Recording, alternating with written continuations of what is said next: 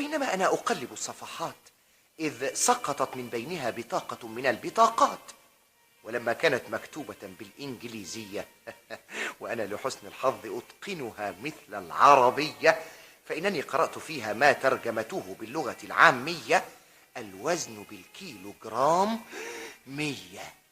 وسألت نفسي لمن تكون البطاقة، وأنا والحمد لله في منتهى الرشاقة، ولا يمكن أن تكون لطارق العقروت فهو ضعيف مأتان سفروت.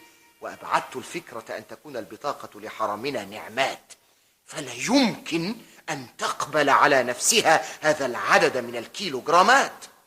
وفجأة تسلل إلى الكنبة طارق الأمور ونظر إلى البطاقة في يدي وقال بغير سرور: مين قال لك تاخد بطاقة ماما؟ بطاقة مين؟ أنت قلت بطاقة مين يا طارق؟ بطاقة ماما، هي راحت اتوزنت امبارح مع طنط ام شربات. لا يا طارق، انت غلطان، البطاقة دي لازم تكون بطاقة أم شربات مش بطاقة ماما. هم غلطوا بس في بطاقات بعض لما توزنوا سوا. انت هتقولي انا عارف كل حاجات ماما هنا. يا طارق دول 100 كيلو جرام يا حبيبي، الوزن 100 كيلو جرام يا طارق. بتوع ماما، هات البطاقة عشان هي كانت بتدور عليها. عايز تديها لها كمان؟ طبعا، علشان توريها لطنط ام فكرية. أعطيته كرت الميزان يا حضرات، وأنا أكتم في نفسي أعلى الصرخات: 100 كيلو يا نعمات، يا خوفي عليك من خطر الشحومات. لكنني بيني وبينكم يا كرام تذكرت أننا في شهر الصيام، فقلت الحمد لله، لقد جاءها رجيم بغير طبيب، وأنا أقصد كما تعرفون الصوم في هذا الشهر الحبيب. وأذن بعد ذلك الأذان، وحدث على مائدة الإفطار ما لم يكن في الحسبان. إيه ده كله يا نعمات؟ عاملة كام صنف طبيخ؟ إيش ملوخية وإيش محشي وإيش مكرونة وإيش بطاطس وإيش بابا إيه عايز أنت كمان؟ يعني إيه إيش وإيش دي؟ إيش يعني ال10 أصناف اللي قدامك دول.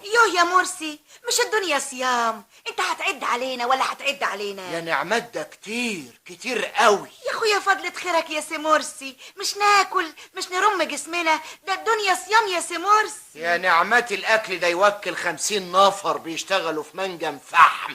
يا نعمات الأكل ده يوكل قرطة. بابا يا ابني سيبنا أكلم أمك، عايز إيه مني؟ يعني إيه قرطة؟ قرطة يعني لمة، يعني أكوام.